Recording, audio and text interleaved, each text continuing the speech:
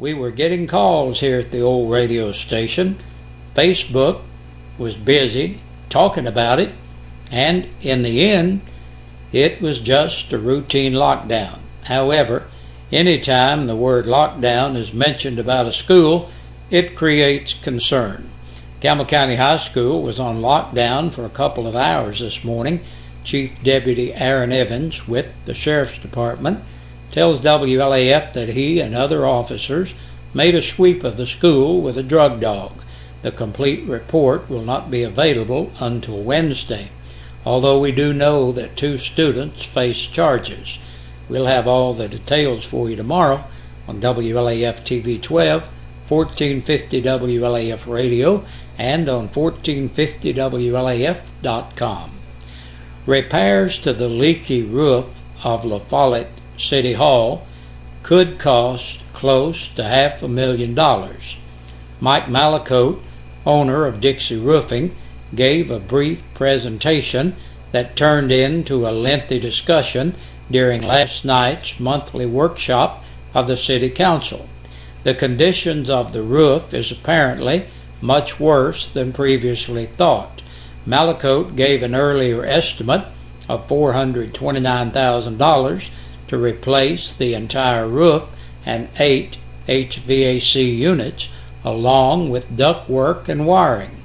But that could change depending on whether Council decides to do the work one section at a time. We're 1 HVAC unit down with 1 about to go out, said Stan Faust, Codes Enforcement Officer and a member of the La Follette Planning Commission.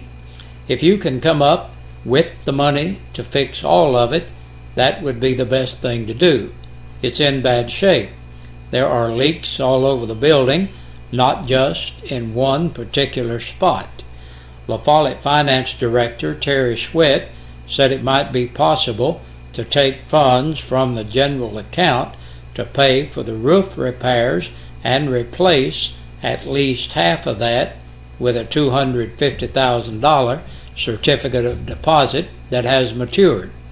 He said another CD is set to mature at the end of the current budget cycle. Malacote said he will do more number crunching between now and next week. The item will be on the agenda at Tuesday's council meeting. Other items discussed at length during the workshop included appointing a vice mayor, reappointing department heads, destroying surplus computers and other electronic equipment that might contain sensitive or confidential files, a $500 donation to the domestic violence shelter, and help with an ATV ride on April 27th to benefit the shelter. An amendment to the random drug testing policy that would require employees to come in for a test should their number come up on their off day. The need for an appraisal for property and the structure occupied by Big Al's portable toilets at the corner of Central Avenue and 13th Street, where a drainage problem threatens the integrity of the building. The promotion of Rick Ford, a nearly 20-year veteran of the La Follette Police Department, promoting him to Staff Sergeant effective March 9th. They also discussed repairs on East Memorial Drive and the STP paving project. 8, an ordinance to establish an updated occupation safety and health program plan, devise rules and regulations, and to provide for a safety director and implementation of the plan. In news from Nashville, Senator Ken Yeager offers an update to WLAF viewers and listeners. The General Assembly is in full swing. The final deadline for bill filing passed on February 14th, giving us a complete picture of the work before us. About 1,300 bills were filed, down from last year, and most have been referred to committee. The so-called Guns and Trucks bill passed out of the committee to the full Senate. The sponsor, Speaker Ramsey, moved the bill early to allow the Senate to focus on other bills. SB 142 allows handgun permit Tennesseans to transport or store a firearm or ammunition in his or her privately owned vehicle as long as it is locked and out of sight. Businesses are given a broad civil immunity and single-family residences are exempted. Although there are fewer bills, huge issues, many controversial, face us this year and next. Expansion of TennCare, school vouchers, and public notice are just a few examples. You'll hear more from us on these issues in future special reports. One such bill, SB 1231, requires administrative office of the courts in concert with the judiciary and others to do salary surveys before the August 2014 elections. The bill has aroused considerable interest from the judiciary, district attorneys general, and public defenders. Unless you are a member of these groups, you might not have even heard about the bill, but it will affect you. The Speaker has signaled his intention to use this bill to redistrict the state's 31 judicial districts. Judicial districts are the districts from which the circuit and criminal court judges, chancellors, district attorneys general, and public defenders are elected. This bill will be amended to change district lines the first time since 1984. Legislators redistrict themselves every 10 years. The Speaker has invited the affected groups to submit their own plans by early March. At some point thereafter, a plan will be submitted to the legislature for a vote. Detective Mike Starrett with the Jacksboro Police Department tells WLAF that they have had several calls about someone calling and making claims to be a publishing clearinghouse, and if the person they're calling will go to Walmart and buy a green dot card or a PayPal card for $750, they will win a BMW or Cadillac, a GT Mustang, or $1 million. This money then goes to those claiming to be the publishing clearinghouse.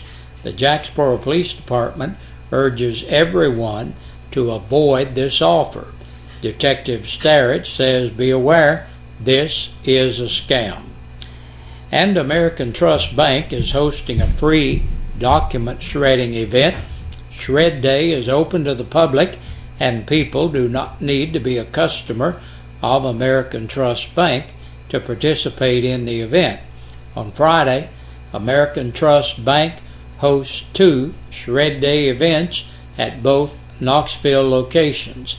The addresses for these locations are Baum Drive and Homburg Drive, and on Friday, March 8th, American Trust Bank hosts 2 Shred Day events in La Follette on Jacksboro Pike across from Walgreens and in Lenoir City on Medical Park Drive. To learn more about these events, please call 865-824-5700. All 4 Shred Day events run from 9 a.m. to 1 p.m. Based in East Tennessee, American Trust Bank is a locally owned community bank that offers a full range of banking services for individuals and for businesses. And that's a look at our news. We'll be back with a press release from the Campbell County Sheriff's Department right after this. And taking a look at the press release, in the past 24 hours, 9 people have been booked into the Campbell County Jail. Andrew Mitchell Johnson, 25, of Lake City, for violation of probation. 39-year-old Gary M. Raines of Rich Lane, La Follette, on a capias. Johnny Patton Silcox, 49, of East Elm Street, La Follette, for Schedule 2 in drug-free school zone. 28-year-old Amanda K. Sparks of Williamsburg, Kentucky, entered the jail to serve court-imposed time. Anthony N. Spradlin, 23, of Crown Point Lane in Jacksboro, for driving while suspended, violation of the Tennessee financial law, and violation of the seatbelt law. 36-year-old Rodney Merle Stevens of Crestview Lane in Jacksboro, for threatening bodily harm and domestic assault. Ronald Earl Stroll, 31, of North Circle Drive in Caryville, an attachment for child support and theft of property under $500. 32-year-old Vincent William Szymanski of West Hemlock Street, La Follette, on a capias. And last today, Jeremy David Turner, 43, of Indiana, habitual motor vehicle offender and fourth offense of DUI. And that's a look at the news. Thank you for joining us. We hope you'll be back with us here again tomorrow. We'll have the midweek edition of the news for you long about this same time. We sing happy birthday to you, and may all your dreams come true. Happy, happy birthday. Oh, this is your birthday song. Oh, Celebration all night long. May all you...